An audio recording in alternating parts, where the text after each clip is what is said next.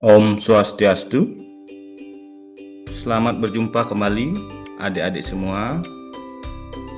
Hari ini Bapak perkenalkan diri dulu sebelum kita lanjutkan pembelajaran. Bapak Putu Sewan Sute ya dari SD 2 Mayong. Hari ini kita akan mencoba melakukan pembelajaran tematik di tema 7, subtema 1, pembelajaran 3 ya. Nah, sebelum pembelajaran kita mulai, Bapak ingatkan kembali tentang kita harus selalu mengikuti protokol kesehatan, ingat jaga jarak, selalu memakai masker, dan ingat selalu mencuci tangan. Nah, anak-anak, pembelajaran kali ini kita akan lanjutkan di pembelajaran 3 ya. Setelah kemarin kita sudah melakukan pembelajaran di tema 7, subtema 1, pembelajaran 2. Sekarang kita lanjutkan ke subtema pembelajaran 3.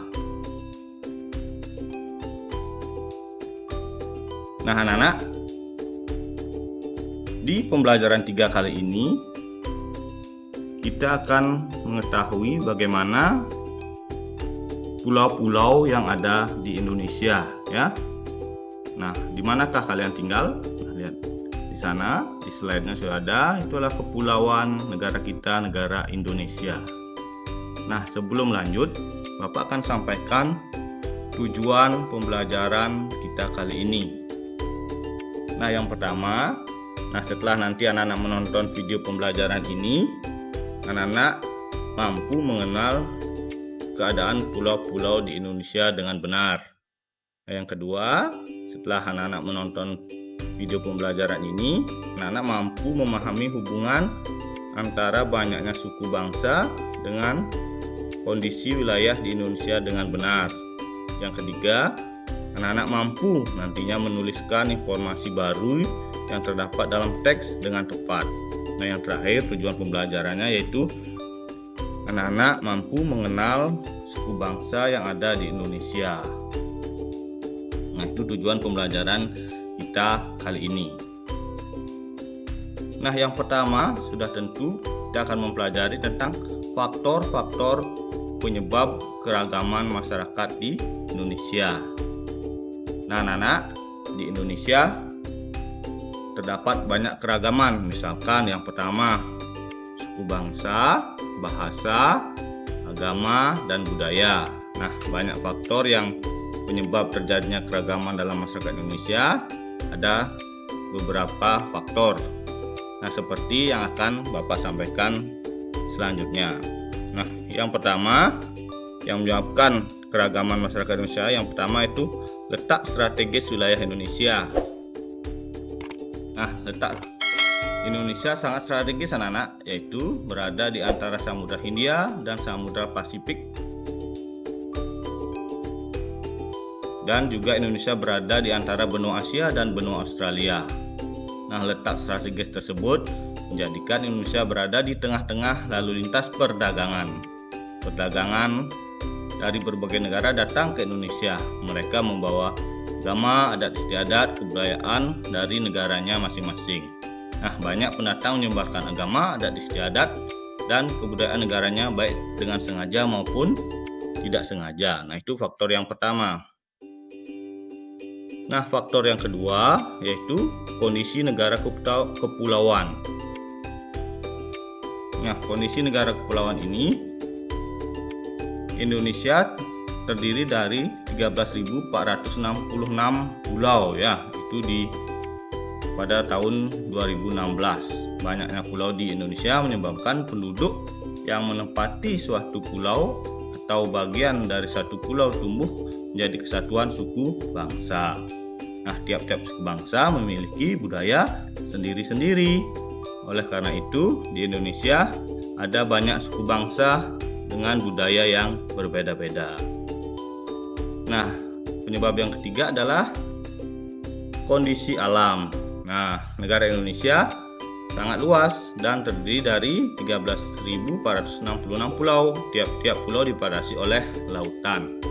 Nah, selain itu Indonesia mempunyai atau negara vulkanis dengan banyak pegunungan, baik gunung berapi maupun bukan gunung berapi. Keadaan alam di Indonesia tersebut mempengaruhi keanekaragaman masyarakatnya. Misalkan seperti anak-anak lihat di gambar, kalau masyarakatnya hidup di tepi pantai, itu sudah tentu bekerja sebagai nelayan. Kalau di pegunungan, sudah tentu banyak masyarakatnya bekerja sebagai petani. Itu juga di perkotaan, ada sebagai buruh pabrik dan pegawai kantoran. Itu penyebab yang 3. Nah, selanjutnya keadaan transportasi dan komunikasi. Ini juga menyebabkan terjadinya keragaman di Indonesia. Nah, kemajuan dan keterbatasan sarana transportasi dan komunikasi dapat mempengaruhi perbedaan masyarakat Indonesia.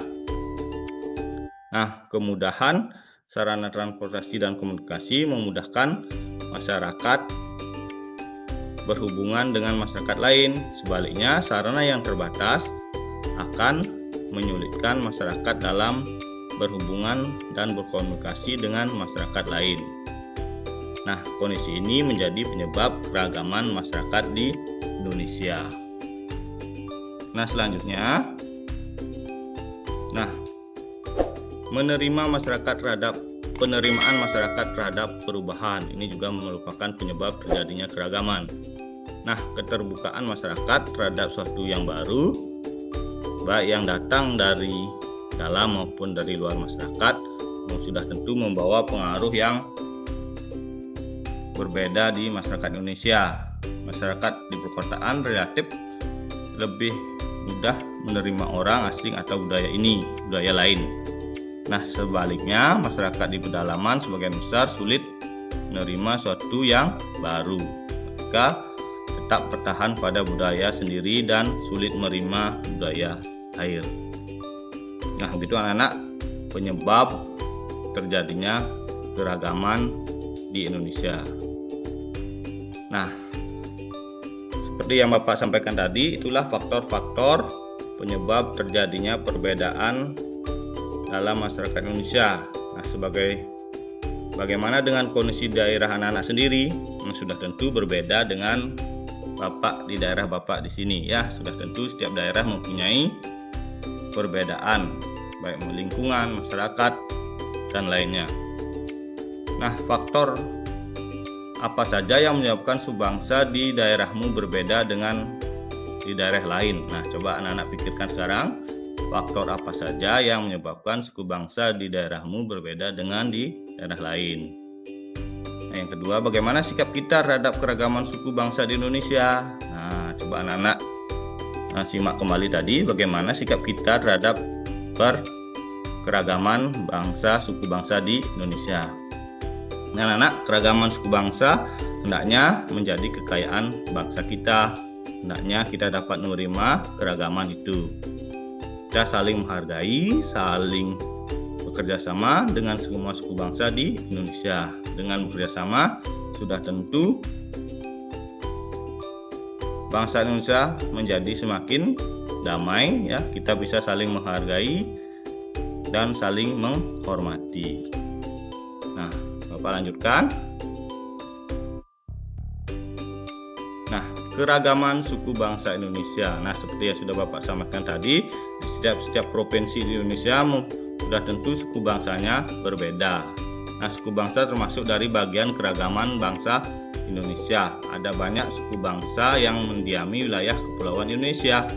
Dibandingkan negara lain, jumlah suku bangsa Indonesia menjadi yang paling besar.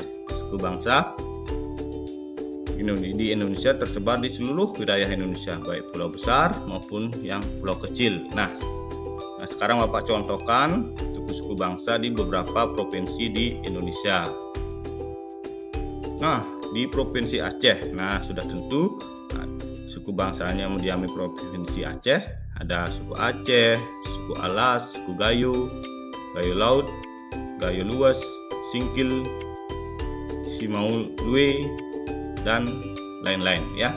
Itu suku bangsa yang mendiami Provinsi Aceh. Nah, selanjutnya di Provinsi Kalimantan Barat ya, ada suku Dayak. Suku suku Dayak mendiami Provinsi Kalimantan Barat.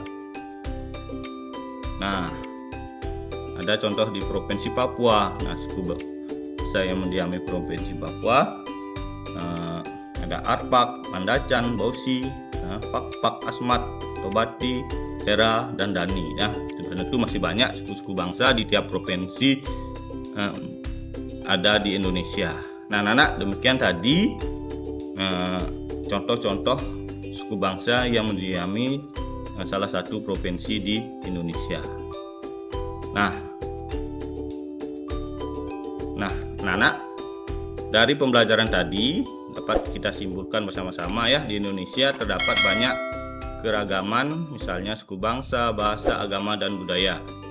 Banyak faktor yang menyebabkan terjadinya keragaman dalam masyarakat di Indonesia. Keragaman suku bangsa hendaknya menjadi kekayaan bangsa. Hendaknya kita dapat menerima keragaman itu. Kita harus saling menghargai dan bekerja sama dengan semua suku bangsa di Indonesia. Dengan bekerja sama, kita akan saling menghargai dan kita akan hidup damai. Anak-anak, demikian pembelajaran kita di tema 7, subtema 1 di pembelajaran 3 ya. Sebelum Bapak akhiri, Bapak ingatkan kembali, ingat selalu menjaga kesehatan, ingat selalu patuhi protokol kesehatan, selalu memakai masker, cuci tangan, dan tetap menjaga jarak. Terima kasih untuk semua, dan Bapak aturkan para Santi. Om Santi Santi Santi Om.